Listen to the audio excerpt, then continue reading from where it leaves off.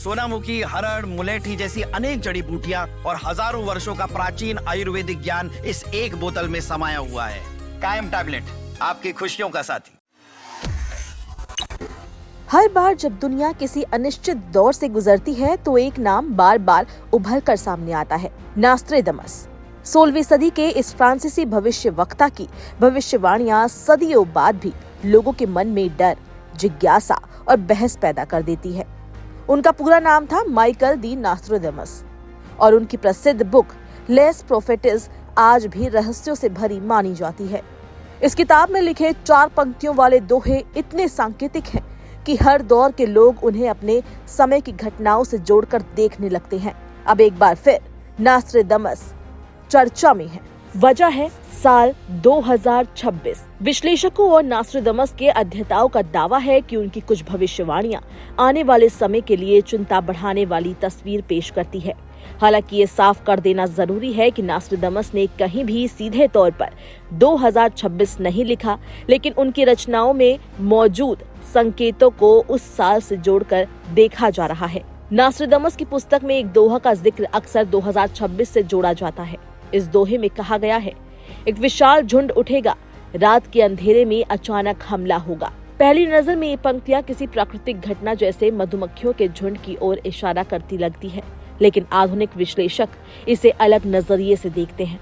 उनका मानना है कि ये झुंड दरअसल आधुनिक युद्ध में इस्तेमाल होने वाले ड्रोन हो सकते हैं।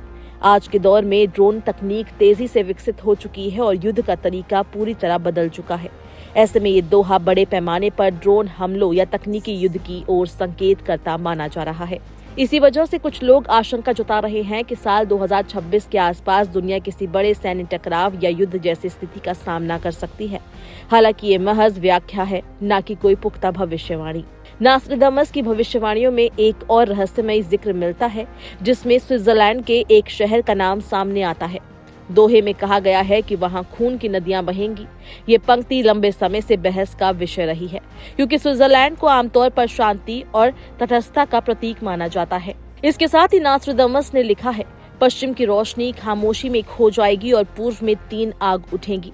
इन पंक्तियों की आधुनिक व्याख्या ये की जा रही है कि आने वाले समय में पश्चिमी देशों की वैश्विक ताकत कमजोर पड़ सकती है, जबकि पूर्वी देशों का प्रभाव बढ़ सकता है।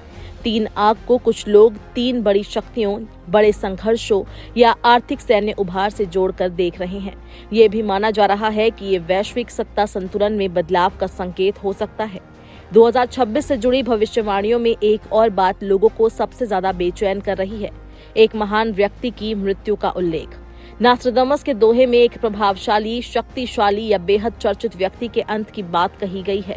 हालांकि ना तो किसी का नाम है और ना ही कोई स्पष्ट पहचान। इसी अस्पष्टता की वजह से अटकलों का बाजार गर्म है। कोई इसे किसी बड़े राजनीतिक नेता से जोड़ रहा है तो कोई किसी धार्मिक या वैश्विक हस्ती से, लेकिन विशेषज्ञ साफ तौर पर कहते हैं कि ऐसी भविष्यवाणियों को किसी एक व्यक्ति या घटना से जोड़ना जल्दबाजी होगी। एक नजरिए से देखा जाए तो नास्ट्रेडमस की भविष्यवाणियां डर पैदा करती है, लेकिन दूसरे नजरिए से ये चेतावनी भी है। चेतावनी की तकनीक, युद्ध, सत्ता और मानव लालच अगर नियंत्रण से बाहर हुए तो दुनिया को भारी कीमत चुकानी पड़ सकती है।